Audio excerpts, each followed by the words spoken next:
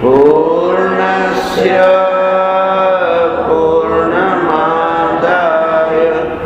पूर्णमेवावशिष्यते।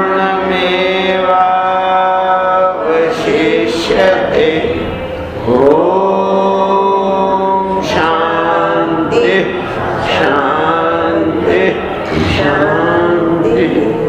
शंकरं शंकराचार्यं केशवं बादरायणं सूत्रभाष्यकृतौ वन्दे भगवन्तौ पुनः पुनः। ईश्वरो गुरुरात्मेति मूर्तिभेद विभागिने व्योमवद् व्याप्त देहाय दक्षिणामूर्तये नमः। ओम शांति शांति शांति।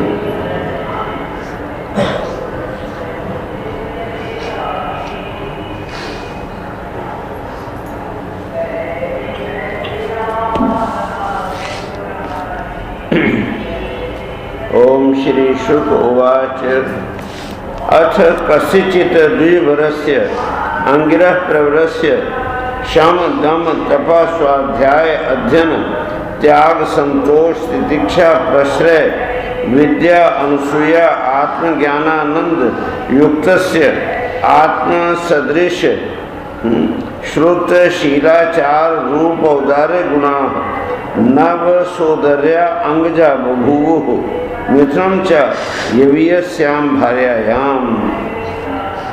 तो कल हम लोगों ने भरत राजर्षि भरत की कथा सुनी थी और किस तरह से वो एक मृग के मुख में पड़ के और मृग शरीर को धारण कर बैठे। लेकिन पार्थ नैवेह नामुत्र विनाशस्तस्य विद्यते तस्वयं योग संसिद्धा कालेन आत्मनि विन्दति। ये जो भगवद गीता में छठे अध्याय में भगवान ने कहा कि जो व्यक्ति एक बार इस अध्यात्म साधना में लग जाता है फिर उसका कभी भी न इस संसार में और न परलोक में विनाश नहीं होता। बीच में रुकावट कभी आ भी जाती है। आप नदी में नौका में बैठ के जा रहे हैं और सामने कोई बड़ा पत्थर आ जाए तो क्या नौका को वहाँ रोक देते हो? क्या करते हैं? साइड से निकाल के ले जाते हैं। हो गया ना? इसी तरह से ये बीच में जो आया हुआ हिरण का जन्म है ये क्या है? उसी पत्थर की तरह की बीच में आई हुई रुकावट मात्र है। लेकिन इसमें भी उनको अपने स्वरूप की विस्मृति नहीं। सामान्यतः क्या है, जहाँ जन्मांतर होता है तो वहाँ हम पूरी स्मृति को भूल जाते हैं। लेकिन जिस तीव्र साधना के कारण से चित्त में संस्कार दृढ़ होते हैं फिर वो भूलता नहीं।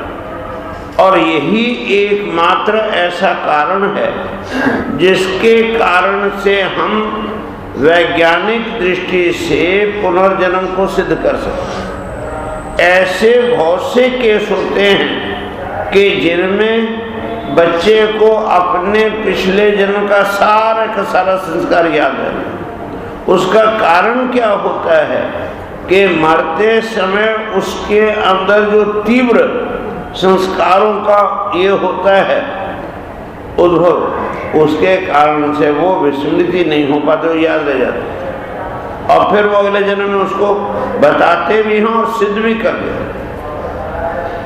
इसी तरह से वो राजर्षि भरत को हिरण के शरीर में भी वो तपस्या साधना के कारण से विस्मृति नहीं हुई और वहाँ भी उनको को इस बात का बोध रहा कि मैं ऐसा तपस्वी ज्ञानी साधक होता हुआ भी एक हिरण के मोह में मैंने अपना जीवन बिगाड़ लिया, तो वहां भी वो वैराग्य भावना से संपन्न होकर कहीं फिर पुनर्मोह न हो जाए, इसलिए हरी घास भी नहीं खाता, सूखी सूखी घास खा के किसी तरह से जीवन पूरा किया पिछले उस भव का। और जब उनका शरीर छूट गया तो फिर क्या हुआ, तो जैसा भगवान कहते हैं कि ऐसे जो लोग हैं कहाँ जन्म लेते हैं, शुचि नाम श्रीमताम गे योग भ्रष्टो भी जाएगा। शुचि नाम मैंने पवित्र नाम, अर्थात जिनका खान पान आचरण चिंतन कर्म सब क्या है, पवित्र है, ऐसे शुचि नाम। और फिर वो किसी भिखारी की तरह नहीं, श्रीमताम, जिनके पास बाकी जितने भी सुख ऐश्वर्य के साधन, वो सारे के सारे साधन से भी जो संपन्न है, ऐसे परिवार में वो योग भ्रष्ट जन्म लेता है। तो इसीलिए ये जो थे राजर्षि भरत, मेरे शरीर को छोड़ने के बाद कहाँ उन्होंने जन्म लिया, इस बात को बताते हैं। कस्यचित् द्विजवरस्य, कहते हैं कोई एक द्विजवर था। द्विज कहते हैं किसको, तो जिनके नहीं, जिनके दो जन्म होते हैं। पहला जन्म तो माता देती है और दूसरा जन्म गुरु देता है। गुरु दीक्षा के द्वारा उसको ज्ञान जन्म, विद्या जन्म देता है, और इस तरह से वो द्विज कहलाता है। और ये द्विज ब्राह्मण क्षत्रिय और वैश्य तीनों का होता है। क्यों कि जिस समय वो देता है दूसरा जन्म, तो उसके प्रमाण रूप से यज्ञोपीत गले में डाल देता है। और यज्ञोपीत का अर्थ क्या, यज्ञाय उपवीता यज्ञोपीता, जिसको जुनोई कहते हैं ना हम लोग, जनेऊ कहते हैं, जुनोई कहते हैं, तो वो क्या है, तो यज्ञाय उपवीता। यज्ञ कहते हैं किसको, तो आपका जो वर्ण और आश्रम के हिसाब से जो कर्म आपके लिए निश्चित किया गया है, उस कर्म को संकल्प पूर्वक करने का अधिकार आपको प्राप्त होता है। किसके द्वारा, यज्ञोपवीत के द्वारा। ये अब आज से आप यज्ञ करने के लिए उपवीत में अधिकृत हुए, तो वो एक तरह का क्या है, यज्ञोपवीत जो है एक तरह का, आजकल जिसको आइडेंटिटी कार्ड कहते हैं ना, आईडी कार्ड, आइडेंटिटी कार्ड था, लोग उसको देखते समझ जाते थे कि ये। अच्छा, उसमें भी फिर लोगों ने बीच के युग में आके क्या किया कि यज्ञोपवीत में भी भेद कर दिया ताकि वर्ण भी पहचाना जा सके। आपने हनुमान जी की स्तुति करते ना, हनुमान चालीसा, तो क्या कहते हो, कांधे मूंछ का जनेऊ पहनते थे, कोई सूत का जनेऊ, कोई ऊन का जनेऊ, ये अलग अलग विधान। तो ऐसी अवस्था में वो यज्ञोपवीत होता था, तो वो कहला द्विज। और ये जो द्विज हो गए कितने, तीन, ब्राह्मण क्षत्रिय वैश्य। उनमें जो सर्वश्रेष्ठ है, वर है, वो कौन, ब्राह्मण। तो द्विज वर का अर्थ हुआ ब्राह्मण। तो कहते हैं ऐसे द्विजवरस्य अंगिरस प्रवरस्य, जो कैसे थे, अंगी गोत्र में, अंगिरस गोत्र में उत्पन्न हुए थे। प्राचीन काल में किसी भी व्यक्ति के व्यक्तित्व की पहचान उसके गोत्र से होती थी, और उस गोत्र का एक प्रतीक रखते थे, चिन्ह रखते थे, और उस चिन्ह को, उस प्रतीक को देख के उनके गोत्र की पहचान हो जाती थी। मैंने पहले भी एक दिन कहा था कि जैसे जो है वो है ना, क्या नाम है, हनुमान जी, तो हनुमान जी का गोत्र कौन सा था? कपि गोत्र था, बंदर नहीं थे वो। ये मैं बार बार कर, जो लोग हनुमान जी को बंदर समझते हैं वो बंदर से भी गए बीते हैं। वो अधम हैं जो ऐसा कहते हैं कि हनुमान जी बंदर थे। बंदर नहीं थे, बल्कि क्या था, उनका कपि गोत्र था। और इसके प्रमाण रूप में वहाँ छांदोग्य उपनिषद स्पष्ट लिखा है कापेय, और कापेय की व्याख्या करते हैं भगवत पाद जगद्गुरु शंकराचार्य जी, कपि गोत्रोत्पन्न, कपि गोत्र है। इसी तरह से मूषक गोत्र था। अगर आप गुजरात में जाएं, जामनगर वगैरह में, तो वहाँ आज भी आपको ऐसे से गोत्र मिलेंगे, क्या है वो, जिनके जो है माकड़, माकड़ का मतलब क्या है? बंदर, मरकट, हाँ, हाथी, और नहीं था हाथी, कृष्णा हाथी थे, तो हाथी। और वो एक क्रिकेटर था, क्या नाम था उसका, हाँ, वो वहाँ जामनगर का ही है, नहीं, वो उसका भी ऐसे ही था, वो क्या कहते हैं उसको, हैं, नहीं, वो ये खटमल वगैरह की तरह जो है ना, माकड़, हाँ, वीनू माकड़, वीनू माकड़ था। तो इसका मतलब क्या हुआ, जो कौन थे, मनुष्य थे या वो जानवर थे? हाँ, नेहरू जी की जो बहन थी कृष्णा, उसके पति का नाम हाथी था, कृष्णा हाथी थी। तो ये वो हाथी था क्या? ये जो है बड़ी गलत व्याख्या हो गई शास्त्र की। तो इसलिए उसके कई कारण हैं बीच में, जिनकी फिर चर्चा करेंगे। तो कहने का अभिप्राय, ये गोत्र होता था, और ये जो गोत्र है वो क्या था? अंगिरा गोत्र। क्या था? अंगिरा। आप लोग इस बात को जानते हैं कि शरीर के अंदर अनेक अंग होते हैं, हाथ, पैर, नाक, कान, ये सब क्या है? अंग हैं, पार्ट्स हैं बॉडी के।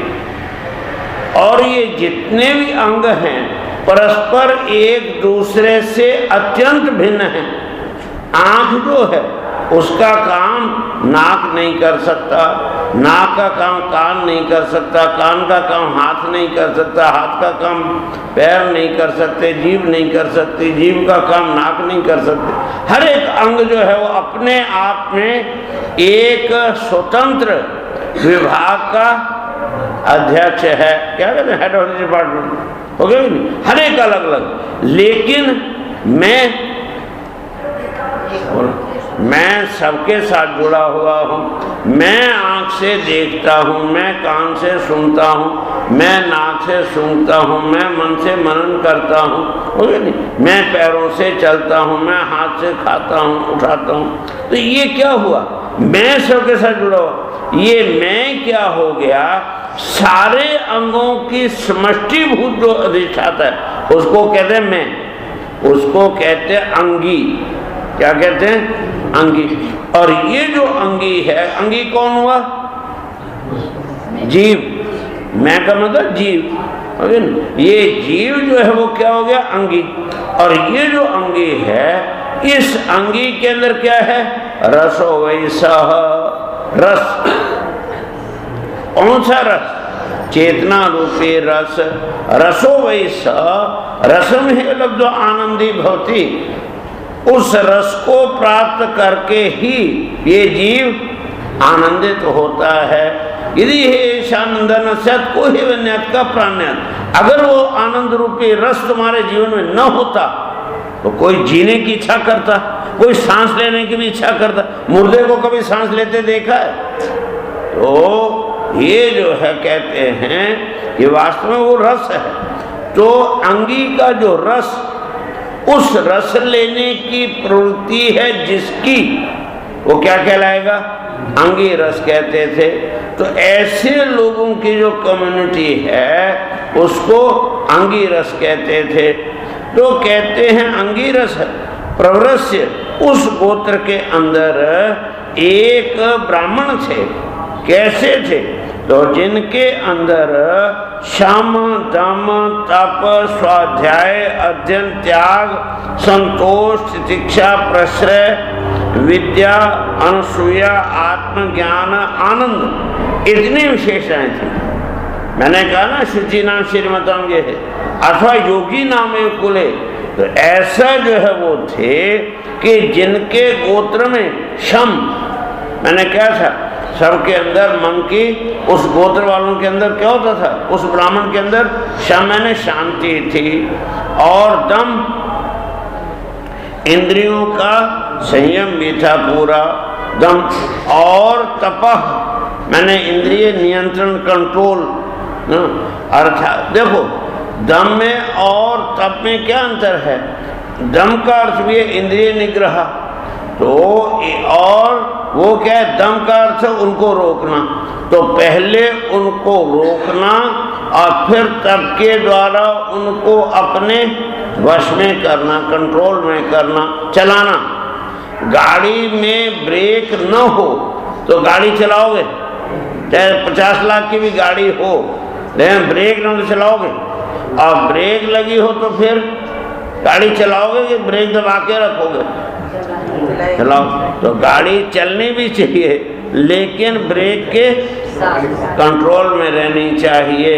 इसी प्रकार से तुम्हारी जो इंद्रियां हैं उनके ऊपर ब्रेक, दम का ब्रेक भी होना चाहिए और साथ में चलना भी चाहिए, नियंत्रण भी उसका, ड्राइवर का क्या होना चाहिए, नियंत्रण होना चाहिए पूरा। इसलिए कहते हैं तप और स्वाध्याय। स्वाध्याय का अर्थ क्या है? स्वयं अधीते, अपने आप को पढ़ना। क्या करना? अपने आप नहीं पढ़ना, अपने आप को पढ़ना। नहीं, हमारा जो हमपना है वो भी क्या है, एक पुस्तक की तरह है। मैं क्या हूँ नहीं जानता, उसको जानने के लिए जिस ज्ञान की आवश्यकता है उस ज्ञान को प्राप्त करने का नाम स्वाध्याय है। और इतने ही नहीं, स्वाध्याय और अध्ययन। अध्ययन का अर्थ तो शास्त्रों का ग्रहण करना, शास्त्रीय अर्थ का ग्रहण करना। और त्याग संतोष तितिक्षा। त्याग का अर्थ आप जानते ही हैं, त्याग न एके अमृतत्व मानसो। त्याग के द्वारा ही लोग क्या करते हैं, अमृतत्व की प्राप्ति करते हैं। जितना ग्रहण करोगे उतना ही बंधन आएगा, और जितना त्याग करोगे उतना ही अमृतत्व के आनंद की प्राप्ति होगी। इसीलिए ईश्वर ने आपके शरीर में ग्रहण और त्याग को कंपल्सरी कर दिया। आप भोजन कर देंगे नहीं, ये क्या हुआ, भोजन का ग्रहण हुआ। अब मान लो कि खाते तो रहे 3-4 दिन तक बिल्कुल नीचे जाए ही नहीं, निकले ही नहीं, तो क्या होगा? क्या कहते हैं उसको? नहीं, क्या कहते हैं अगर नहीं निकले तो? कब्जियत होगी, मगर कॉन्स्टिपेशन होगी। और ये कॉन्स्टिपेशन बीमारी है कि अच्छाई है? क्यों अच्छा है ना, कोई चीज जा ही नहीं, घर में पड़ी रहे तो अच्छी है कि बुरी है? लेकिन वो बीमारी हो जाएगी, आपको दवाई खानी पड़ेगी, चूर्ण खाना पड़ेगा, तब उसका क्या करोगे, त्याग करोगे। तो इसका अर्थ क्या है कि ग्रहण जितना जरूरी है उतना ही जरूरी त्याग भी है। तो ग्रहण और त्याग ये दोनों जहाँ समन्वय पूर्वक चलते हैं, सामंजस्य से चलते हैं, वो घर हमेशा सुखी रहता है।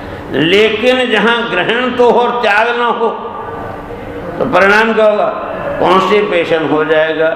चाहे वो धन का हो ग्रहण हो, चाहे वो सामान का हो, चाहे वो भोजन का हो, चाहे वो ज्ञान का ही हो। हमारे शास्त्रों में ज्ञान का भी ग्रहण और त्याग दोनों लिखा है।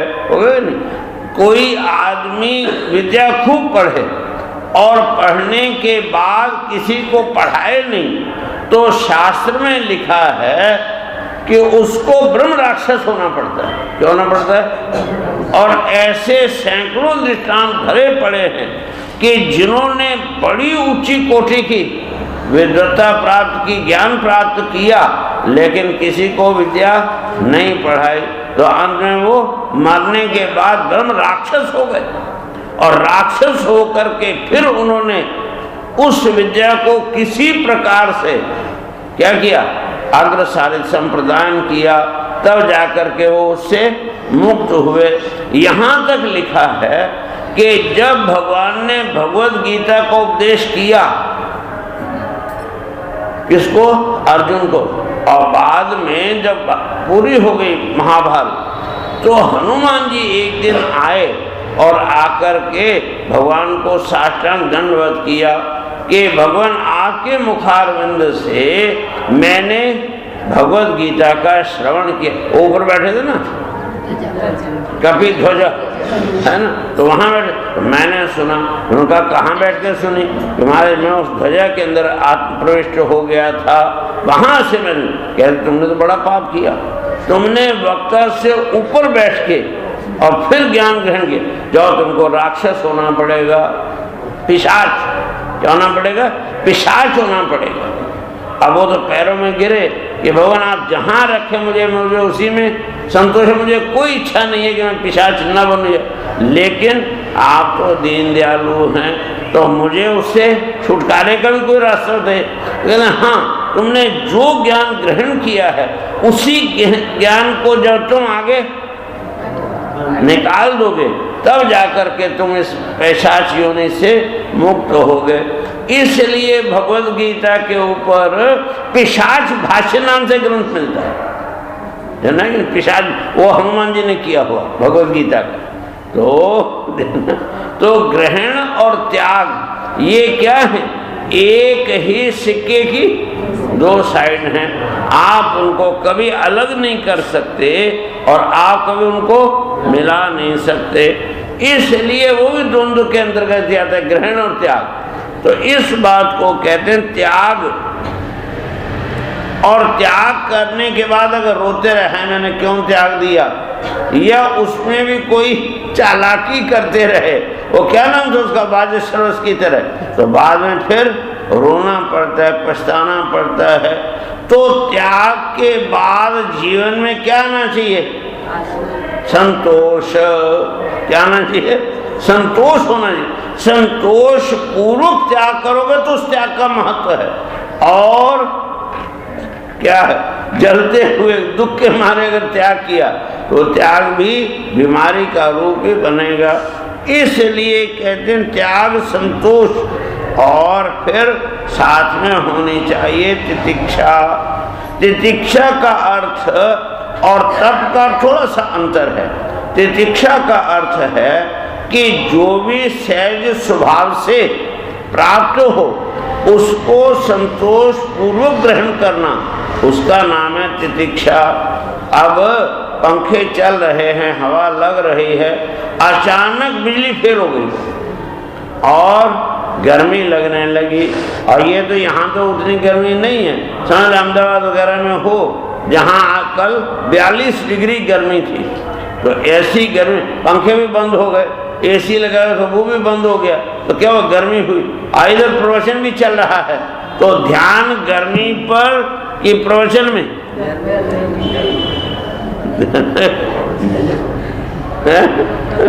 तो फिर बार बार नजर पंखे पर जाएगी कि पंखा क्यों नहीं चला, बिजली क्यों नहीं आ रही, ये क्यों नहीं हो रहा, क्या हमारी व्यवस्था है, क्या वो है, हाँ क्या हमारे अधिकारी, क्या हमारी सरकार।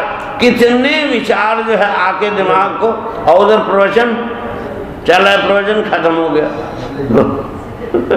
तो ध्यान में तो ये नहीं होना चाहिए। जीवन में क्या होनी चाहिए? तितिक्षा का अर्थ ये है कि गर्मी आई तो गर्मी, हाँ जानबूझ के जाके धूप में बैठ जाओ तुम गर्मी में, वो बेवकूफ़ी का तप है, वो तितिक्षा नहीं। तो इसलिए कहते हैं तितिक्षा। और फिर उसके बाद कहते हैं प्रश्रय, हो नहीं, विनय, नम्रता होनी चाहिए। और विद्या, विद्या का अर्थ आप जानते हैं, ज्ञान की प्राप्ति करना, ग्रहण करना। और एक अनुसूया, अनुसूया जानते हैं ना, सती अनुसूया के नाम से आप प्रसिद्ध। असूया कहते हैं पर दोष आविष्करणम असूया, दूसरों के अंदर दोषानुसंधान करना, अपनी श्रेष्ठता को सिद्ध करने के लिए क्या करना, दूसरों की बुराई खोजना।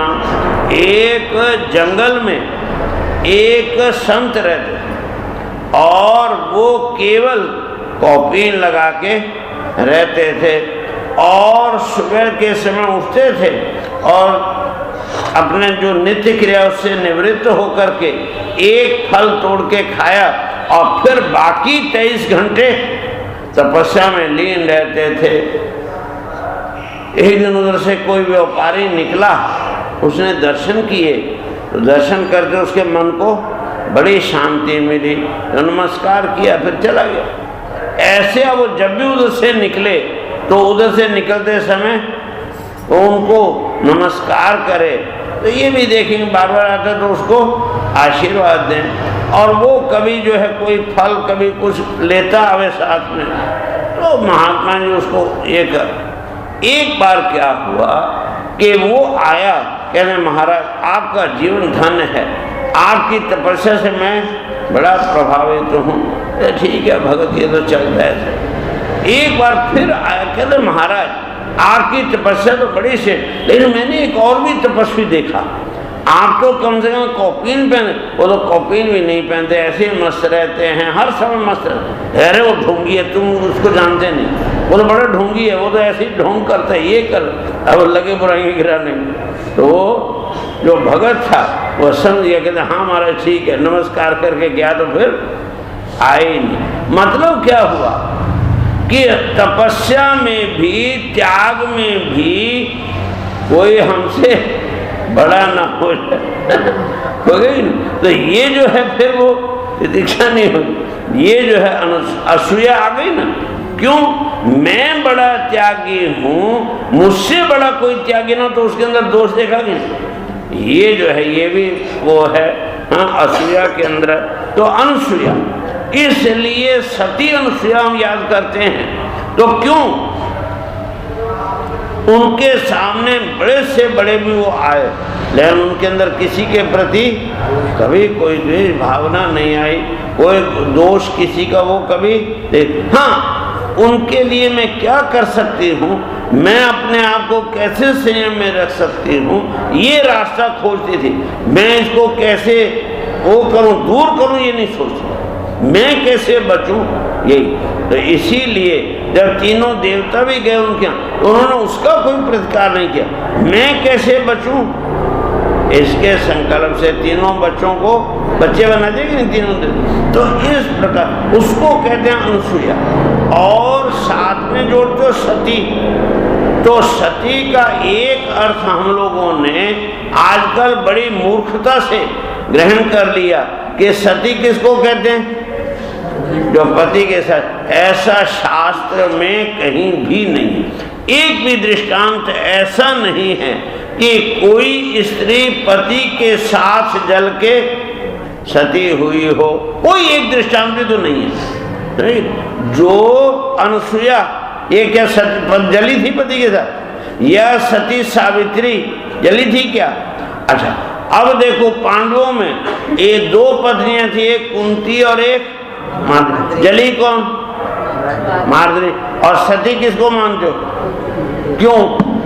जो जली उसको सती नहीं कहते, और जिसको सती कहते हो जली नहीं। इसका मतलब क्या है कि सती का और पति के साथ जलने का कोई शास्त्रीय विधान, कोई शास्त्रीय युक्ति है ही नहीं शास्त्र में। सती वो है जो एकमात्र परमार्थ सत्य में वृत्ति स्थित है, जिसकी, उसको क्या कहते हैं? उसको सती कहते हैं। तो ये अनुसूया। और कहते हैं आत्मज्ञानानंद, आत्मज्ञान और आनंद, इससे वो हमेशा युक्त रहने वाला, जो द्विजवर्मण्य ब्राह्मण था, आंगिरस गोत्र का, उसके यहाँ क्या हुए, आत्म सदृश उसके जैसे, जैसे वो थे ऐसे तो पुत्र भी होगा ना। तो इसलिए कहते हैं उनके जो अपने जैसे ही श्रुतशील आचार रूप औदार्य गुणा। श्रुत मैंने वेद का अध्ययन करने वाले, शील मैंने स्वभाव, जो ये है कुलीन स्वभाव है, शील से युक्त हैं, और आचार व्यवहार जिनका पवित्र है, रूप, हाँ रूप भी बड़ा सुंदर दिव्य रूप है, और उदारता, इन सब गुणों से युक्त उनको 9 पुत्र हुए। कितने? 9 बेटे हुए। सुद्रांगजा बभूव और मित्रम च युव्यस्याम भार्यायाम। और कहते हैं उनकी एक छोटी पत्नी भी थी। प्राचीन काल में प्रायः 2-2 पत्नियां रखते थे, तो इसलिए कहते हैं छोटी जो पत्नी थी उनको क्या हुआ, एक साथ ही जुड़वा 2 बच्चे हुए, एक लड़का और एक लड़की, 2 बच्चे हुए उनको, उनका जन्म हुआ। इन दोनों में जो लड़का था वो कौन था? वो भरत।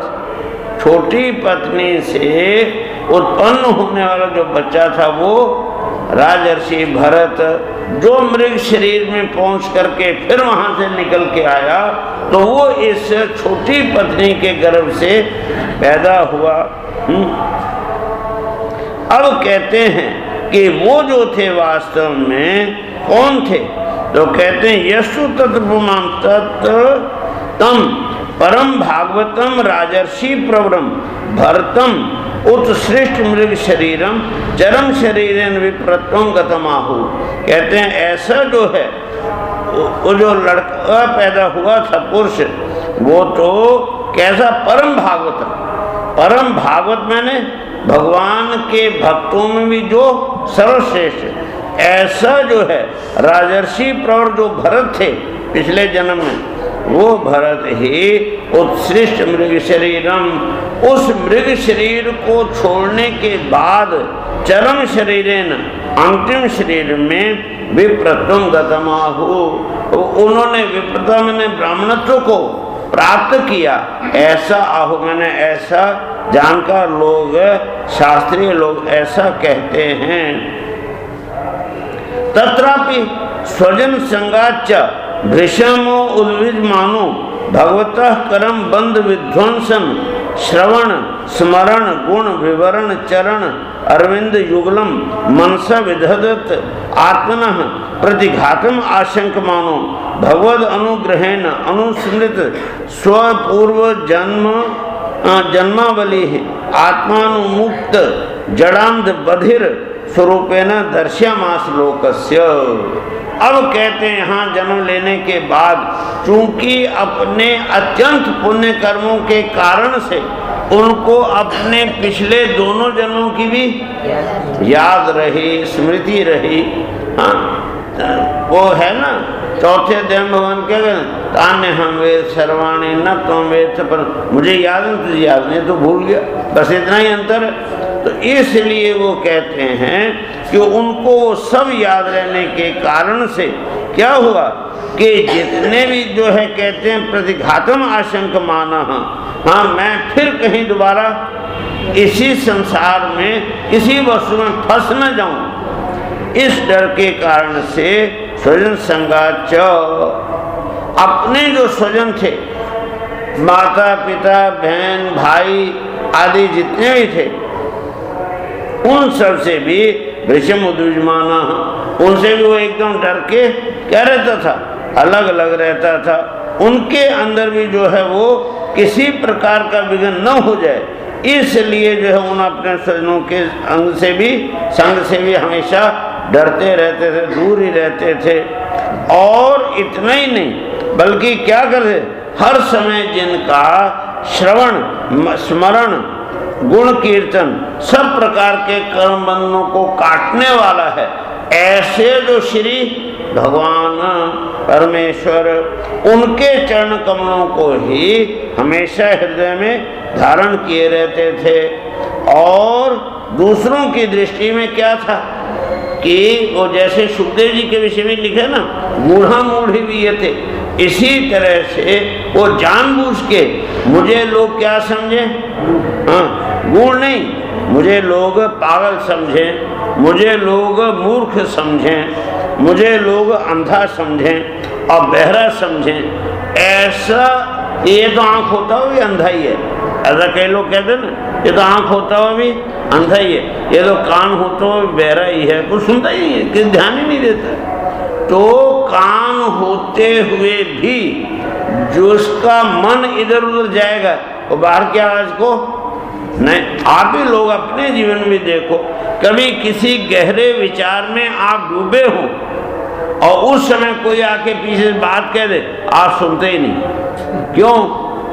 कान तो आप थे लेकिन फिर भी आपने नहीं सुना, इसका मतलब क्या वो आप बहरे हो गए कि नहीं? हाँ? बहरे हो गया।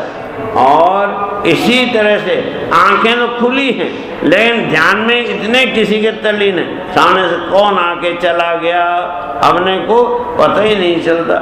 इसी प्रकार से जिनका अंतःकरण हर समय भगवान के चरणारविंद का ध्यान कर रहा हो, उसको बाहर का रूप, बाहर का शब्द आदि सुनाई नहीं देगा।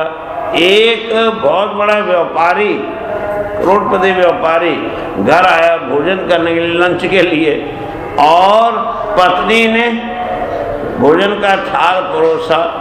अभी वो खाना शुरू करे इतने तो फोन की घंटी बजी, तो उसने फोन उठाया तो उसका वो क्या है, मुनीम, उसने कहा सेठ जी जल्दी आ जाइए, वो छापा पड़ गया, क्या कहते हैं उसको, हाँ रेड हो गई है, तो जल्दी से जल्दी आइए। अब वो उठने लगा, नहीं खाना खा के जाओ। अब वो जो धड़ाधड़ जल्दी जल्दी खाता है। तो पत्नी ने पूछा कि दाल में नमक, सब्जी में नमक मिर्ची क्या, सब ठीक है ठीक है ठीक है ठीक है। जो जरा सा भी नमक कम होने पर दहाड़ता था, वो ज्यादा होने में आज वो ठीक है ठीक है ठीक है करके झटपट खाया, और ये क्या वो क्या। बाद में पत्नी जब खाने बैठी तो देखा साग में नमक डालना ही भूल गई थी। तो उसको पता चला, क्यों? ध्यान वहां नहीं था, हो गया ना है? तो जब आपका ध्यान नहीं होता किसी बात, तब देखते हुए भी आप नहीं देखते, सुनते हुए भी नहीं सुनते, खाते हुए भी चखते नहीं, खा रहे हैं लेकिन चख नहीं रहे। हाँ? तो इस तरह से, और जिसकी दृष्टि एकमात्र परमात्मा में लगी हुई है, उसको तो बाहर का आकर्षण हो गई कहाँ। एक बहुत भयंकर डाकू, लुटेरा, हत्यारा जब ध्यान में बैठ गया, राम के ध्यान में, तो उसको इतना भी पता नहीं चला कि बाहर वो जो उदयी होती है ना, बल्मीक, दीमक, वो शरीर को खा रही है, मिट्टी का ढगला बना रही है, लेकिन उसको पता ही नहीं चलता, तब वो वाल्मीकि बना, है ना। तो कहने का मतलब ये है कि इतना अंदर वो जो है मस्त रहते थे अपनी मस्ती में कि बाहर से उनको उसमें ध्यान ही नहीं जाता। जब बाहर ध्यान नहीं जाएगा तो करोगे क्या? शरीर में से गंदगी दिखाई देगी तब ना नहाओगे, गर्मी लगेगी तब ना नहाओगे, भूख लगेगी तब ना खाओगे, होगा नहीं। इसी तरह से जो कुछ भी आप करते हैं व्यवहार बाहर का, वो कब करते हो? जब आपको उसका विपरीत अनुभव होता है और फिर आपको उसकी आवश्यकता लगती है, तब आप उस कार्य को, व्यवहार को करते हैं। लेकिन यहाँ तो अपनी मस्ती में ऐसे मस्त हैं कि कहीं बाहर का कुछ पता ही नहीं चलता। तो लोग उसको अंधा, बहरा, गूंगा इत्यादि शब्दों से कहने लगते हैं। तो कहते हैं अरे ये तो जड़ है, क्या है, ये तो जड़ बुद्धि है, ऐसा समझ लेते हैं। है वो अंदर गुण, लेकिन गुण होते हुए भी लोग उसको मूढ़ समझते हैं, हो गया ना। तो गुण को मूढ़ समझते हैं। ऐसा वो जानबूझ करके दर्श्यामास लोकस्य, लोगों को वो इस तरह से दिखाते हैं, प्रदर्शन करते हैं। तस्यापि हवा आत्मजस्य विप्रह पुत्र स्नेहानुबद्ध मनाः आसाम आवर्तनात् संस्कारान् यथोपदेशं विदधाना उपनीतस्य च पुनः शौचाचम नादीन कर्म नियमान आनभिप्रेतान् अपि संशिक्षयत अनुशिष्टेन ही भाव्यम पितुपुत्रेण इति। अब जो उसका पिता है वो चाहे जो कुछ भी हो, पिता ये है, उसके अंदर तो पुत्र के प्रति अविरल स्नेह धारा बह रही है। इसलिए कहते हैं वो जो था ऐसा होते हुए भी उसके जो पिताजी थे वो अपने जो पुत्र है, पुत्र का जो स्नेह था उस स्नेह के कारण से अनुबद्ध, क्या हो गया, बंधा हुआ तो नहीं है रस्सी से, लेकिन बंधे हुए से, क्या कहते हैं उसको, बंधा हुआ सा, ऐसे जो अनुबद्ध मन वाले होकर के, और उसका जो है क्या करना है, आवर्तन संस्काराना, जो भी उसके जीवन में आवश्यक जो संस्कार हैं उन संस्कारों को देने के लिए वो क्या करता है, उसको फिर जो है उसका यज्ञोपवीत किया, उपदेश के अनुसार, शास्त्रीय उपदेश के अनुसार यज्ञोपवीत किया कि ये यज्ञोपवीत धारण करेगा तो कम से कम गायत्री मंत्र का जप तो करेगा, और शौच आचमन आदि न कर्म नियमान, और शौच करना मैंने स्नान आदि से पवित्र होना, शरीर से पवित्र होना, और आचमन करना, ऐसे जो कर्म आदि के नियम हैं उनको अभिप्रेत करके संशिक्षित उसको अच्छी तरह से शिक्षा देते हैं। लेकिन फिर भी वो सब करने पर भी उसके अंदर उसका कोई असर ही नहीं होता। कहते हैं ये तो पिता का कर्तव्य है कि वो जो है उसको भी सब कुछ दे, लेकिन होने पर भी, कर्तव्य होने पर भी शिक्षा देने का वो जो है उसके ऊपर कोई असर नहीं होता है। सचापि तदुहत पितृ सन्निधौ एव असदृचीनम इव समाकरोति छंदांसी अध्यापयिष्यन् सह व्याहृति भी सप्रणव शीर्षस्त्रिपदीं सावित्रीं ग्रीष्म वासंतिकान मासान अधियानम अपि असंवेद रूपम ग्राह्यमास। लेकिन कहते हैं हुआ क्या, भरत जी जो थे वो तो पिता के सामने ही उनके उपदेश के विरुद्ध ही आचरण करते थे। वो कहते बेटा स्नान करो तो गंदगी में जाके लेट जाते थे तो उल्टा ही करते थे, उपदेश के विरुद्ध आचरण करने लगते थे। पिता चाहते कि वो वर्षा काल में वेदाध्ययन आरंभ कराएं, लेकिन वसंत और ग्रीष्म ऋतु, चैत्र वैशाख जेठ आषाढ़, इन महीनों में भी वो पढ़ाते रहने पर भी उनको 3 व्याहृतियाँ, कौन कौन सी कल बताया था, ओम भूर्भुवः स्वः, ये 3 क्या हैं, व्याहृतियाँ। मंत्र तो बाद में आएगा। तो कहते हैं ये जो व्याहृति है, से व्याहृति भी, व्याहृतियों के सहित जो सावित्री मैंने गायत्री मंत्र है, इस गायत्री मंत्र को भी वो 4 महीनों पढ़ाते रहने पर भी उनको वो गायत्री मंत्र भी याद नहीं हो सका। 4 महीने में गायत्री मंत्र याद नहीं हुआ।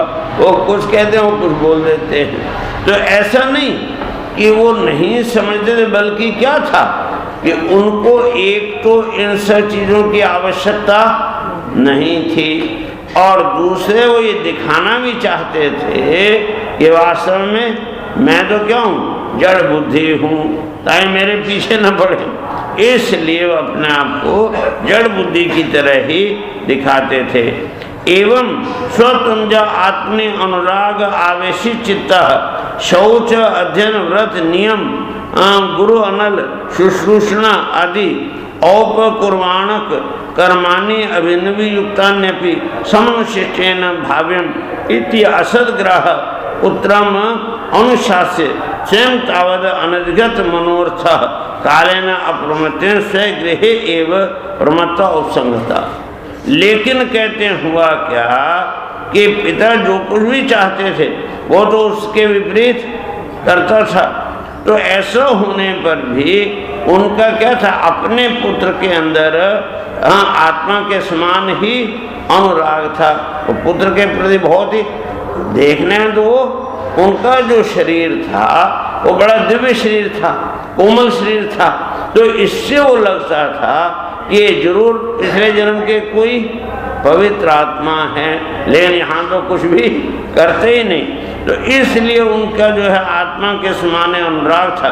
इसलिए प्रवृत्ति के न होने पर भी वो पुत्र को अच्छी तरह से शिक्षा देना एक पिता का कर्तव्य है, ऐसा मान करके वो उसी आग्रह से उनको शौच, मैंने पवित्र नहाना धोना इत्यादि, और उसके साथ वेद का अध्ययन करना, व्रत करना, नियम करना, और गुरु और अग्नि की सेवा करना इत्यादि जितने भी ब्रह्मचारियों के लिए विहित कर्म हैं वो सब विहित कर्म उससे करवाने का प्रयास करते थे।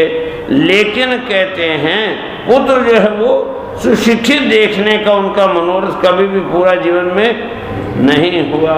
कितनी भी उन्होंने कोशिश की, कितना भी उन्होंने वो किया, लेकिन वो कभी भी अपने मनोरथ में सफल नहीं हुए। इसलिए जो है वो क्या हुआ, स्वयं भगवत भजन रूपी जो अपना मुख्य कर्तव्य है उसको भी उसी में भूल गए। पुत्र के मोह में ही इतने वो आसक्त हो गए कि उनको, मुझे भी मेरा अपना भी कोई पर्सनल भी कर्तव्य है, मुझे भी जो है वेद का अध्ययन करना चाहिए, मुझे भी रोज यज्ञ करना चाहिए, मुझे भी रोज आवाहनीय अग्नि का ये करना चाहिए। ऐसा वो सब उस मामले में असावधान होकर के, जैसे भरत राजर्षि भरत हिरण में आसक्त थे, ऐसे ये अपने पुत्र के मोह में आसक्त हो गए और इस तरह से उससे विमुख होकर के केवल घर के धंधों में व्यस्त रहे। तो सदा सजग रहने वाले काल भगवान ने आकलन करके उनका भी अंत कर दिया, अर्थात पिताजी भी अब इस संसार से गए। अथ यवीयसी द्विशति सगर्भ जात मिथुन सपत्न्या उपन्यास्य स्वयं अनुसंस्थ्या पति लोकम अगात। और कहते हैं इस तरह से जब उनका भी शरीर शांत हो गया तब उनकी जो छोटी भार्या है वो अपने गर्भ से उत्पन्न हुए दोनों बालक अपनी सौत को सौंप कर वो भी धीरे धीरे उसके बाद अपने लोक को चली गई, मैंने वो भी मर गई। इस प्रकार से उसकी जो असली माँ थी वो भी गुजर गई और पिता जो थे वो भी गुजर गए। अब पितृप्रते भ्रात्रा एनम अतत् प्रभावित स्त्रियां विद्यायाम एव परिवसित मत्यो न पर विद्यायाम जड़मती रीति भ्रातु अनुशासन निर्बंधात निवृत्त संत। अब जो है माता पिता तो गए, अब बाकी बचे कौन, भाई, 9 भाई। तो वो जो 9 भाई थे उन्होंने देखा कि कर्म कांड को सबसे श्रेष्ठ समझते थे वो भाई, और नियमित जैसा एक सदगृहस्थ को कर्म कांड करना चाहिए इस प्रकार से वो यज्ञ आदि वगैरह सब कर्म कांड पूरा करते थे। और वो जो है ब्रह्म ज्ञान रूपी जो पराविद्या है उस पराविद्या से बिल्कुल अनभिज्ञ थे। कोई अध्यात्म विद्या भी होती है ऐसा उनको नहीं। हाँ, द्वे विद्ये वेदितव्ये परा चैव परा च, 2 प्रकार के शास्त्र कहते विद्या होती है, एक परा विद्या और एक।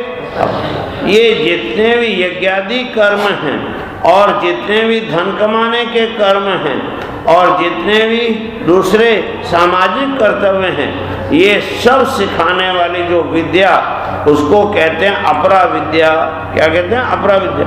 अतपरा यद तद अक्षरम वेद। और परा विद्या किसको कहते हैं, तो जिसके द्वारा उस अक्षर अविनाशी परमात्मा का ज्ञान हो उसको परा विद्या कहते हैं। तो परा और अपरा ये 2 प्रकार की विद्या, उसमें से जो अपरा विद्या है, जिसको आजकल की भाषा में एकेडमिक नॉलेज कहते हैं, वो तो उसको ही विद्या मानते थे। उसके अतिरिक्त कोई परा विद्या भी है, कोई अध्यात्म विद्या भी है, कोई परलोक विद्या भी है, ऐसा उनको बिल्कुल कोई ज्ञान था ही नहीं, अनभिज्ञ थे। इसलिए उन्हें भरत जी का प्रभाव भी पता नहीं। ये जो हैं भरत जी, ये अध्यात्म विद्या संपन्न हैं, बाहरी विद्या से इनको कुछ लेना देना नहीं, ये अध्यात्म विद्या से संपन्न हैं, ऐसा उनको कभी लगा ही नहीं, हो गया ना। इसलिए जो है वो क्या समझते, ये तो निरा मूर्ख है, ये जो है अंतर्गूढ़ है, ये अध्यात्म विद्या संपन्न है, ऐसा न समझ के उसको निरा मूर्ख समझते थे। और पिता के परलोक सुधारने पर उन्होंने उसको पढ़ाने लिखाने के अभी विचार छोड़े। इस मूर्ख को क्या पढ़ाना, जब ये पढ़ना ही नहीं आता इसको, तो काहे के लिए व्यर्थ में मत्था मारना, ऐसा निश्चय करके उन्होंने उसको पढ़ाने का विचार ही छोड़ दिया कि ये कभी पढ़ने वाला नहीं है। अब जो है भरत जी जो थे वो कैसे थे, तो कहते हैं सचा प्राकृतिक द्विपद पशु भी उन्मत्त जड़ बधिर इत्यभि भाष्य मानो यदा तदनुरूपाणि प्रभाष्टे कर्माणि च स कार्यमाणा परेक्षा करोति विष्टो वेतंतो वा यांच्या यदृच्छा वा उपसादितम अल्पम बहु मृष्टम कदर्नम व अव्यवहर्ति परम नेन्द्रिय प्रीति निमित्तम। अब कहते हैं कि वो जो थे भरत जी, उनको तो कोई मान अपमान का कोई भाव ही नहीं था। तुल्य निंदा स्तुतिर मौनी कहते हैं ना, और तुल्य मान अपमान, तो भगवान कहते हैं इसको, वो कोई अपनी ओर से नहीं, भगवान इस बात को कहते हैं कि मेरा जो सच्चा भक्त है वो हमेशा मान अपमान निंदा स्तुति की ओर ध्यान ही नहीं देता है, उसके लिए दोनों बराबर हैं। एक लड़का जो बीए पास है, अगर उसको कहो कह रहे तेरी योग्यता तो एमए जितनी है, तो क्या वो एमए की योग्यता आ जाएगी? और वह मूर्ख तेरे अंदर तो इंटर की भी योग्यता नहीं, मैट्रिक की भी योग्यता, तो क्या उसकी योग्यता कम हो जाएगी? तो ये जो निंदा और स्तुति है, ये जो प्रशंसा है और जो आलोचना निंदा, ये हमेशा झूठी होती हैं। तुम्हारी योग्यता को बढ़ा चढ़ा के कहना, ये क्या है? प्रशंसा और स्तुति। और तुम्हारे जो गुण हैं उनको घटा के कहना, ये निंदा है। लेकिन चाहे वो निंदा हो चाहे वो प्रशंसा हो, उससे आपका ना कुछ घटने वाला है ना कुछ बढ़ने वाला है। इसके विपरीत जब कोई आपकी प्रशंसा करता है तो आप फूल के फुग्गा बन जाते, गुब्बारा बन जाते, और जब जरा सी किसी ने निंदा की तो फुग्गे को लगती है ना जरा सी अगरबत्ती, जल्दी लग जाए तो क्या होता है, छूते ही सब हवा निकल जाते, वही हाल होता है। लेकिन जो भरत जी थे उनके ऊपर तो किसी भी मान अपमान का, निंदा स्तुति का कोई असर होता ही नहीं था। जो साधारण मनुष्य भी उन्हें जो पागल मूर्ख और बहरा कह करके पुकारते, तभी वो ऐसे वो भी इशारा करने लगते थे, बोलने लगते थे। हाँ, कोई वो जैसे समझो आप मंदिर में जाते हैं ना, तो वहाँ आरती हो रही है भगवान की, तो आप भी बोलते हैं मैं मूर्खल कामी कृपा करो भरत, बोल दोगे नहीं? बोल दोगे नहीं? मैं मूर्ख। अच्छा, तो मतलब क्या उस समय जो कुछ कहते हो सत्य कहते हो कि झूठ? बोलो भाई, भगवान के सामने जो कहते हो मैं मूर्खल कामी, ये सच्चा बोलते हो कि झूठा बोलते हो? हैं? और अगर वहां से मंदिर से बाहर निकले और कोई गए मूर्ख की तरह, तो उससे लड़ोगे कि नहीं? तो मतलब क्या हुआ, समझे? तो इसका क्या है कि ये जो है व्यवहार आपका बिल्कुल विपरीत है। वो नहीं करते थे। भरत जी है, उनको कोई मूर्ख कहे, उनको कोई नीच कहे, उनको कोई कुछ भी कहता रहे, जड़ कहता रहे, वो तो भी हंसते थे।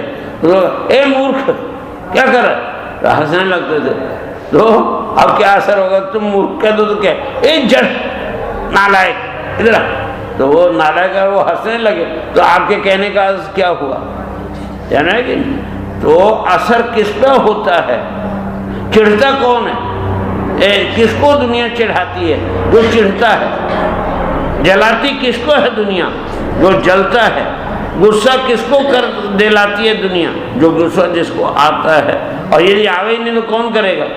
एक बार तुम किसी को चिढ़ाओ और वो चिढ़े ही नहीं, फिर दोबारा चिढ़ाओगे?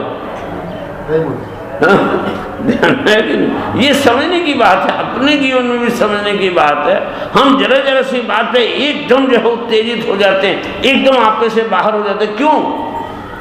हम ग्रहण करते। किसी ने आपको कह दिया तुम तो कुत्ते हो और तुम भौंकने लगे, तो मतलब क्या हुआ? किसी ने कहा तुम तो गधी हो और तुमने लात चलाना शुरू कर दिया, तो मतलब क्या हुआ? ध्यान है कि नहीं? तो इसलिए जो है वास्तविकता ये है कि ये जितनी भी निंदा स्तुति गाली गलौज ये वास्तव में बोलने वाले को ही गंदा करते हैं। तुम ग्रहण ना करो तो तुम्हारे ऊपर क्या असर होगा? तुम्हारे ऊपर कोई असर होने वाला नहीं है। तो इस प्रकार से वो ऐसे ही कर देते। और मान लो कोई काम भी कहता, हाँ उनसे कोई काम कराने दे, जरा यहाँ थोड़ा सा खड्डा कर देना, और दे दिया हाथ में फावड़ा, ले जरा से यहाँ खड्डा खोद, तो खोदते खोदते खोदते ही रहते। अब बंद भी करने के लिए थोड़ी कहा तुमने कि बंद कर देना खोद के, वो चला। तो इस तरह से वो कर देते थे। और बेगार के रूप में, मजदूरी के रूप में मांगने पर बिना मांगे जो भी थोड़ा बहुत कुछ लोग उसको दे देते, उसी को खा करके वो मस्त रहते थे। हाँ, जीव के ऊपर तो स्वाद तो उनको लेना ही नहीं था, डालना है पेट में डाल देते थे। इस प्रकार से वो जो उनके अंदर जो अंदर का ज्ञान है, उस ज्ञान को जरा सा भी असर नहीं होने देते थे। अपने स्वरूप ज्ञान के विषय में जो ज्ञानानंद स्वरूप आत्मज्ञान है, उन्हें वो तो प्राप्त हो ही चुका था, इसलिए उनको बाहर वृत्ति ले जाने की आवश्यकता ही नहीं पड़ती थी। एक बार मैं राजस्थान में फंस गया, तो वहाँ रात को इतनी भयंकर गर्मी कि बाहर खुले मैदान में बिना को छोड़े सोया। लेकिन रात को क्या हुआ कि जब 12 बजे के बाद ठंडी पड़ने लगी और 2 बजे तक तो सारा शरीर बर्फ की तरह ठंडा हो गया। अब क्या करें, मुझे कुछ पता नहीं। जब लघु शंका करने के लिए उठा तब लगा ठंडी, पहले क्यों नहीं लगी थी? क्योंकि मैं वहाँ था ही नहीं। तो जब आपका चित्त बाहर आता है तभी आपके ऊपर ठंडी गर्मी का असर होता, नहीं तो कोई असर नहीं। तो वो तो हमेशा ही अपने उस मस्ती में रहते थे, इसलिए उनके जो ज्ञानानंद आत्म स्वरूप है उसके ऊपर कोई प्रभाव बाहर का नहीं पड़ता था। अब वो हमेशा अपने आत्म ध्यान में ही तल्लीन रहते थे। कैसे? उसका अनुभव करने के लिए जरा सीधे होकर के बैठो और जोर से हरिओम की ध्वनि करके 1 मिनट तक एकाग्रता पूर्वक उस सदचित आनंद स्वरूप परम परमात्मा का अपने हृदय में अपने इष्ट देव के रूप में ध्यान करो। हरे ही ओम।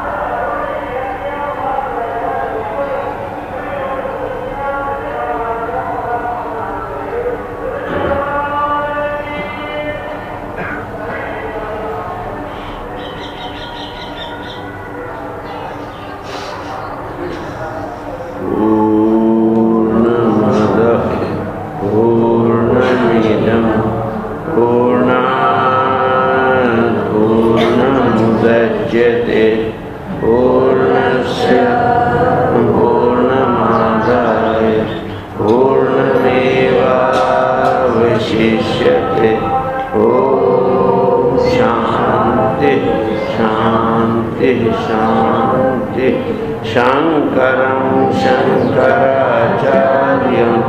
केशवं बादरायणं सूत्रभाष्यकृतौ वन्दे भगवन्तौ पुनः पुनः। ईश्वरो गुरुरात्मेति मूर्तिभेदविभागिने व्योमवद्व्याप्तदेहाय दक्षिणामूर्तये नमः। ॐ शान्ति शान्ति शान्ति।